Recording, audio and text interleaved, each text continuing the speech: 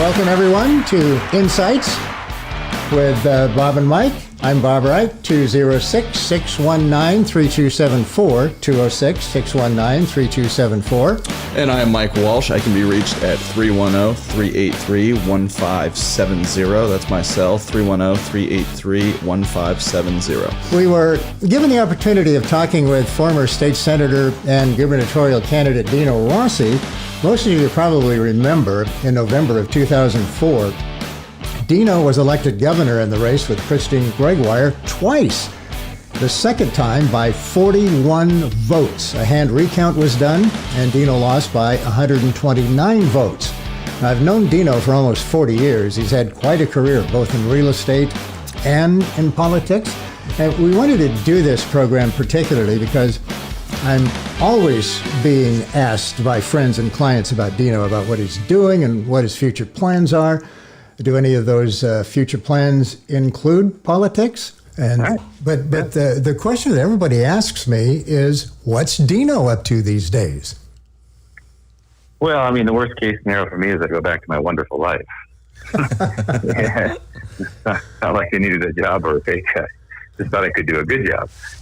And so I've been, we spent a lot more time with the kids, and our 4 kids are now 19 to 29, had our first grandchild. Congratulations. Yeah. They bought a house around the corner from us. So we're, Sunday dinners with the kids and the family every Sunday, and it's been good. And looking to buy some more income property, and playing a lot of golf and getting worse. Other than that, Would you ever, and I get asked this all the time too, would you ever consider running again? I've done my share. I've done more than my share. And we'll let other people do that. I got candidates calling me every week, wanting help and that sort of thing. And so I'm helping candidates I like. The good news is, when you're at the top of the ticket, you kind of got to help everybody. And my position, I help the ones I like. Michael, you had some questions too. Yeah, I was actually curious, just what your take on the current political environment right now is. We sort of spend a lot of time focusing on Seattle, but I was going through your book a little bit, and you were talking about building bridges with people you might consider to be opposition, and I guess what I really want to know is, at least based on your knowledge of what's going on at City Hall, do you see any kind of angle of attack or any kind of opening where the real estate industry can reach some of the people that are in this are on the city council or the mayor's office, or how would you handle that? I think it's a difficult crowd to get a hold of. It's all about electing people, and it goes all the way up and down. You look at the part that was commandeered up in Capitol Hill, the chop zone, and you look at all the things that are happening, and guess what, folks? You get what you vote for. Yeah. You get what you vote for. And these folks are progressives, and the people who are out doing these things in their families are their base, their political base. And so they aren't going to do anything to stop, anything dramatic to stop folks from doing what they were doing. And, it's interesting because every time, the whole time I was down in Olympia, the progressives were eager to reinstate voting for felons, and I guarantee it's not because they vote Republican. Right. You crossed the aisles. You shook hands with Democrats, and you balanced the budget. Tell us about that. That was a real trick. Well, the way the whole idea was, year 3, I was deputy leader of the Senate and head budget writer for the Republicans, and the way I looked at it is everybody had value, no matter how liberal or how conservative. Everybody had value. It's my job as a senator to figure out, where we agree, and let's work on that. Let's not beat each other up in the stuff that we disagree on. And so it was about building relationships. It's all about building relationships. And so when it came time for me, we got the majority, and I had a 1-vote Republican majority, 6-vote Democrat majority in the House, and Democrat governor. And I became chairman of the Ways and Means Committee, which is anything over 50 grand in the state had to come past my gavel, taxing, spending, pensions, you name it. And I got to do that during the biggest deficit in state history. Like, lucky me. And but I sat down with all the Republicans. I also met with the Democrats, and I just said, well, here's what I have. I don't have any more money to spend than anybody else. What are your priorities? And here's my priorities. My priorities were not raising taxes because I think it would harm the economy and put people out of work. But I was going to do what I could to protect the most vulnerable. People in nursing homes, disabled, people mentally ill. And so I was willing to lay down a railroad track to protect the most vulnerable. And by the end of it, my budget passed. We protected the most vulnerable.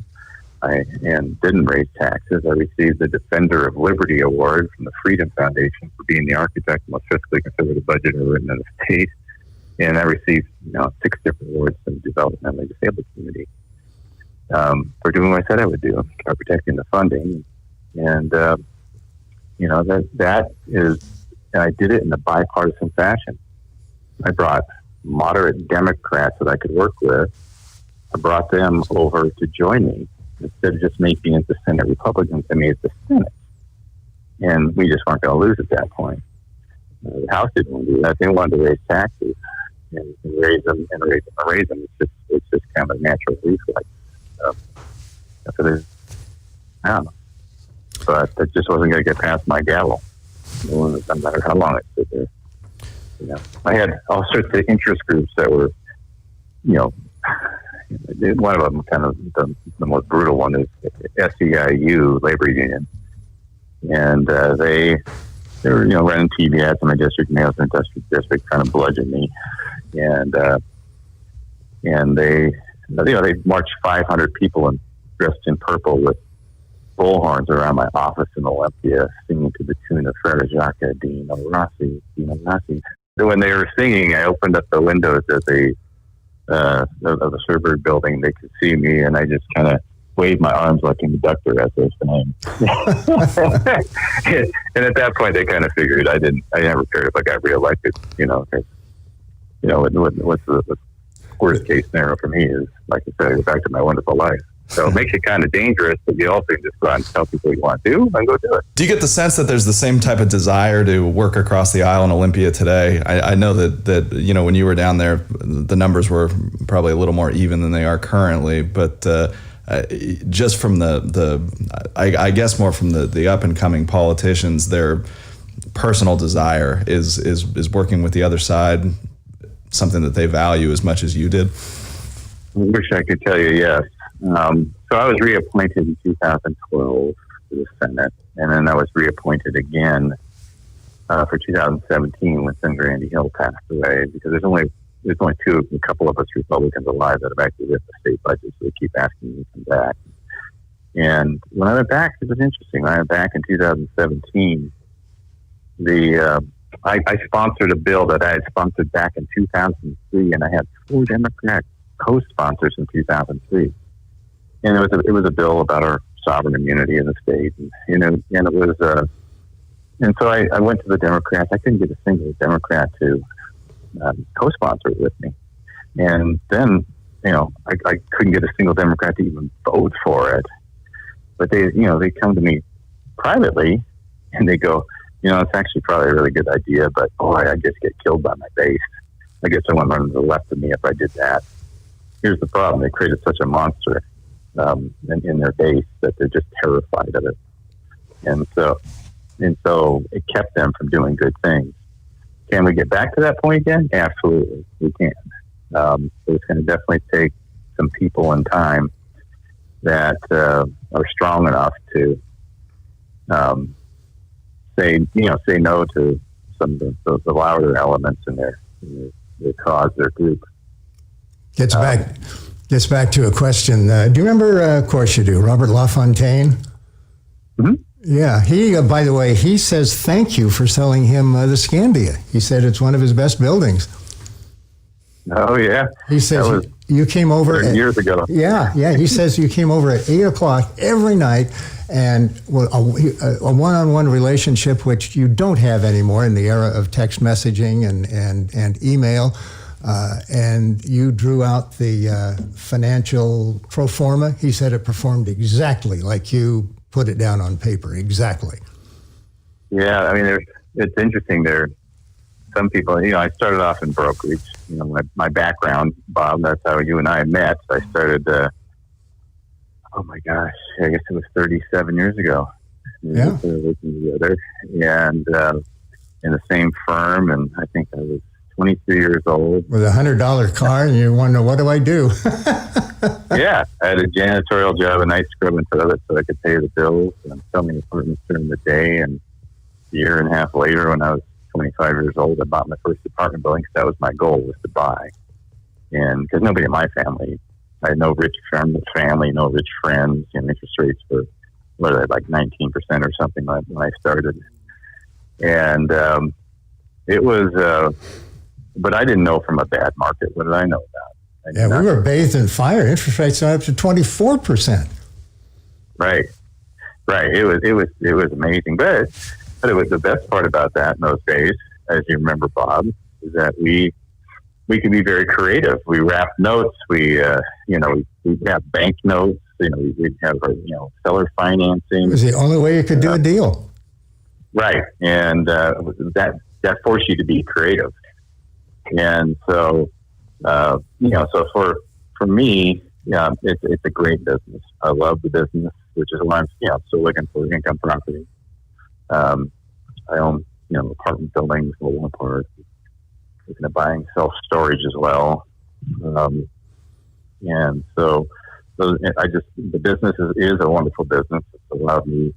My whole goal was to have income independent of me punching the clock somewhere. Let's talk a little bit. Let's talk a little bit about that. I remember one deal in particular.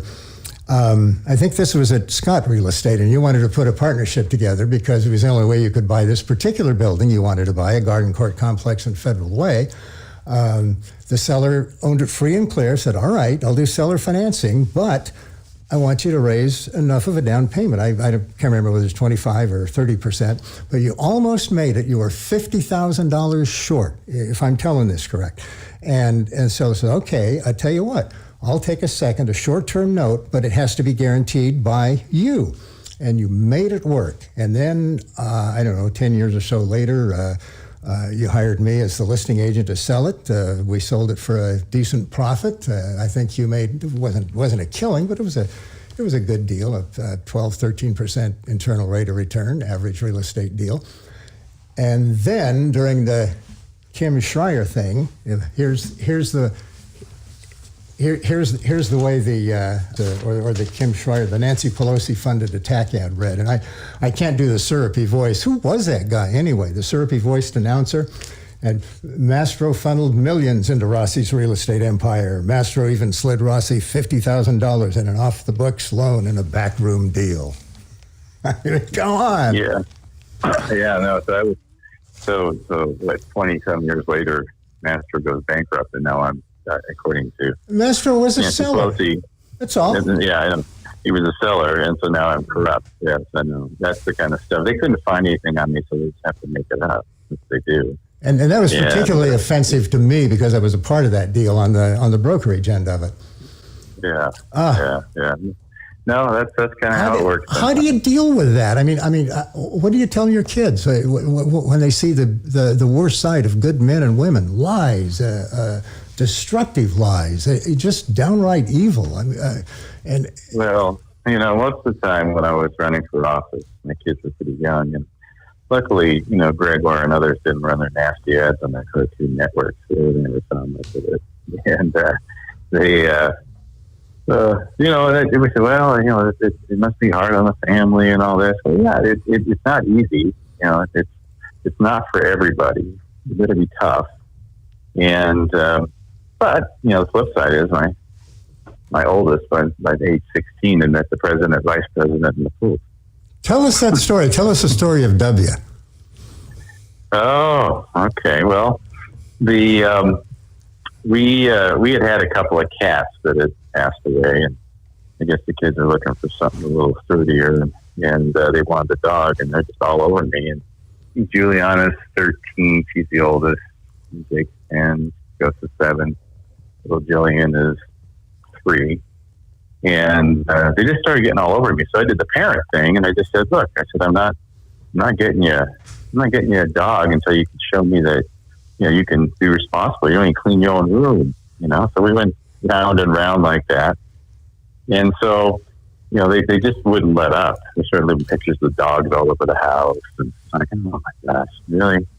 And so finally, I go to Washington D.C. on some business, on Senate business, and at the end of the week, I flew carrying the kids out because we were going to spend a week on vacation down in Virginia, and so I got confirmed that the day after they landed for a White House tour, and so to bring the family into the tour, that was kind of fun, and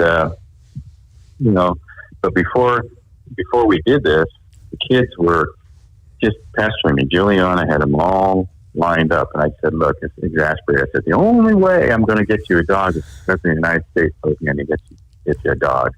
And they seemed satisfied with that. And then, oh, good. Okay, I'm back to making them be responsible. Yeah, and so anyway, we get up to this White House tour, and there's a velvet rope blocking off the Oval Office, and our oldest Juliana is trying to get past the rope. You can imagine that, right? Getting past the rope, Secret Service, and all that. And she gets kind of stopped and goes, "What are you doing? What are you doing?" She pulls this letter out of her purse. It's to the president. And it's like, "Oh, what's that?" She goes, "Well, he said, if he tells you to get a dog, we're going to get a dog." Yeah, and oh no. So the lady who gave it to her, she took the letter. She says, I'll make sure it gets where it needs to go. And I figured, okay, it's in the bat with the 500,000 letters he got that day. I'm good. I'm back to making kids be responsible. Not a problem.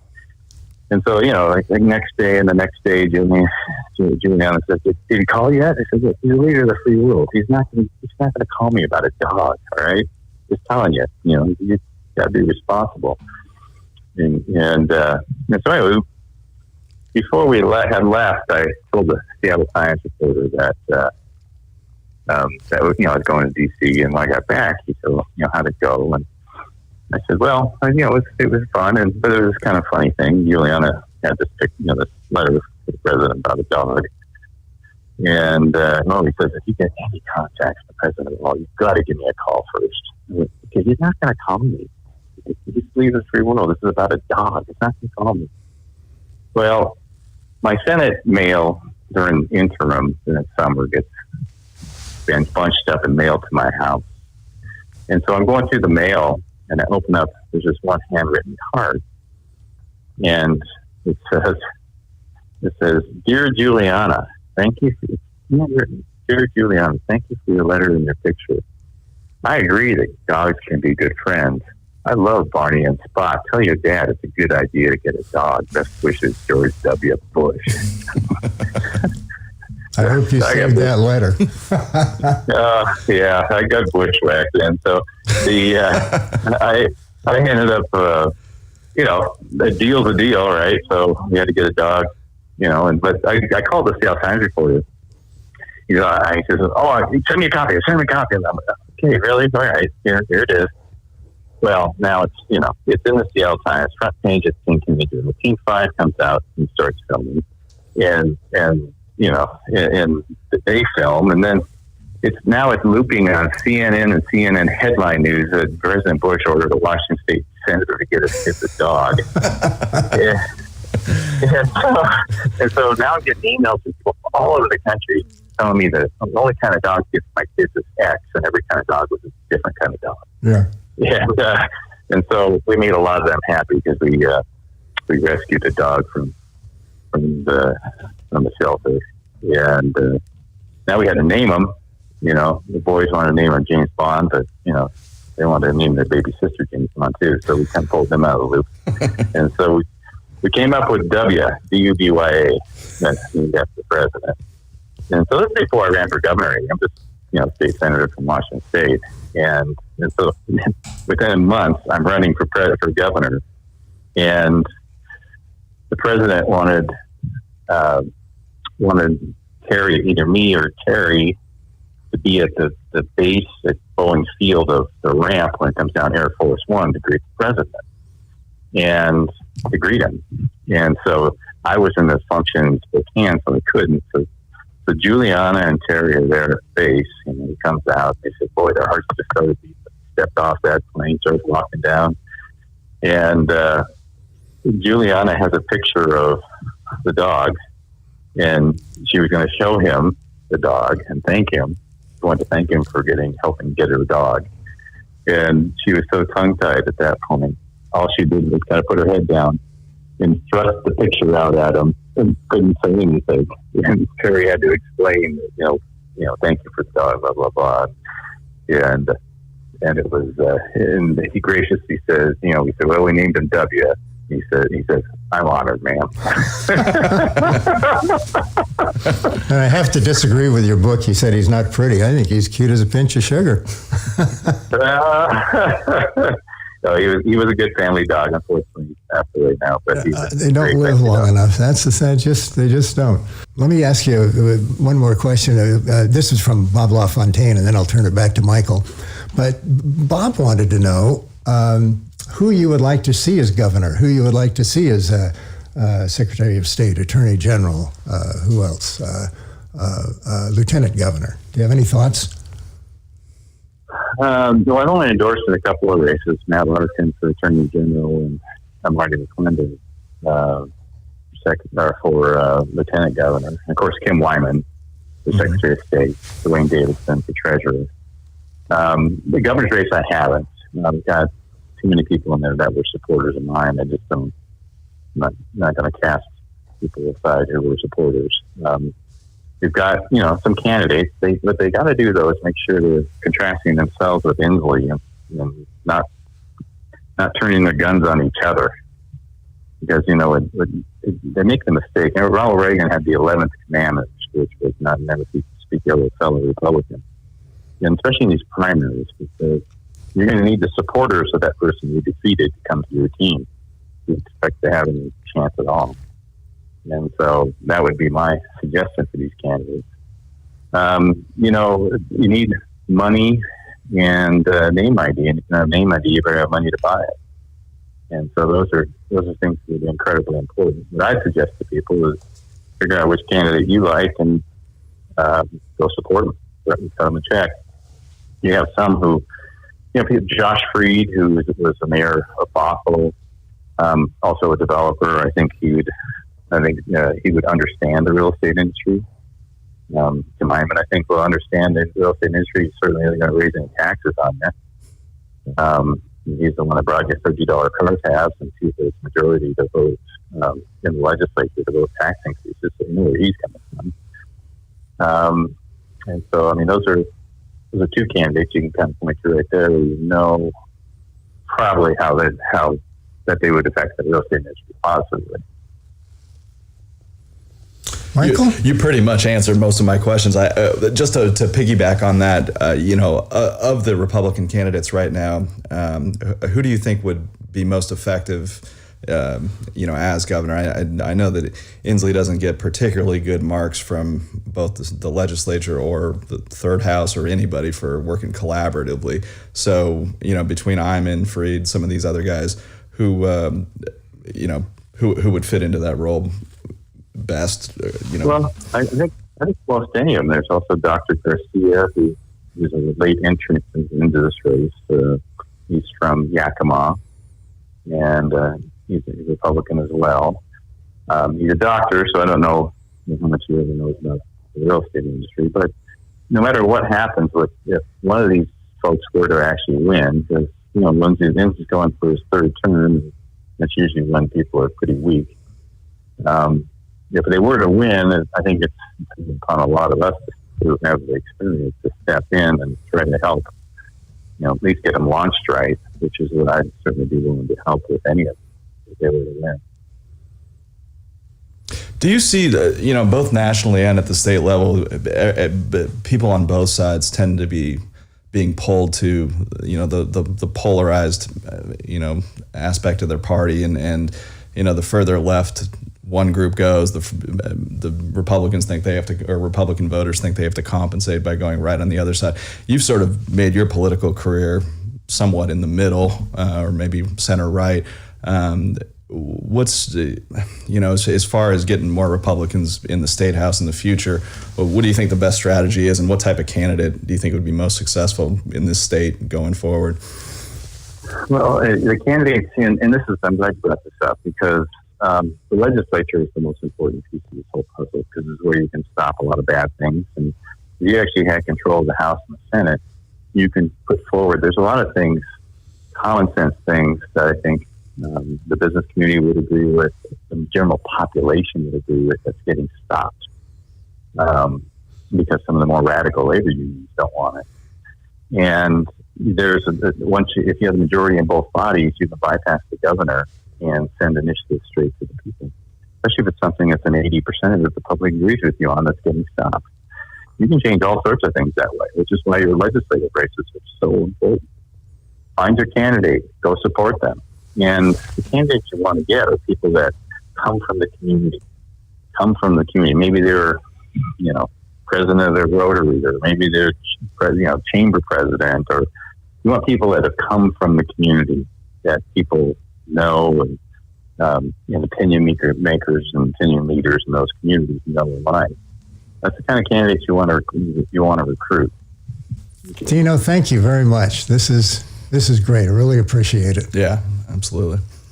Yeah, no, it's great that you're doing podcasts, and you got such a wealth of experience in this business, and that's something that it takes time. You got the scars to prove it. You and I have seen the up and down and all around in our business over the years. It seems to run into... Think about when we started. What it was like. Oh, yeah. Like you say, interest rates 19, 20, 24%. I mean, the only way we could do a deal was, we called it mushrooming, when we'd go around the banks, and the banks, they put their famous paragraph 18 in there now to stop us from doing that. But it was the only way we could do a deal. Buyers didn't care, attorneys didn't care. We had to buy and sell real estate. Right. And so obviously a lot of that has changed, but still remains the same. It's still, people with people, and you have to have relationships, and you're helping buyers and sellers be successful. That's kind of how I look at it, because both parties want to do something. Your job is to help facilitate that. Yeah.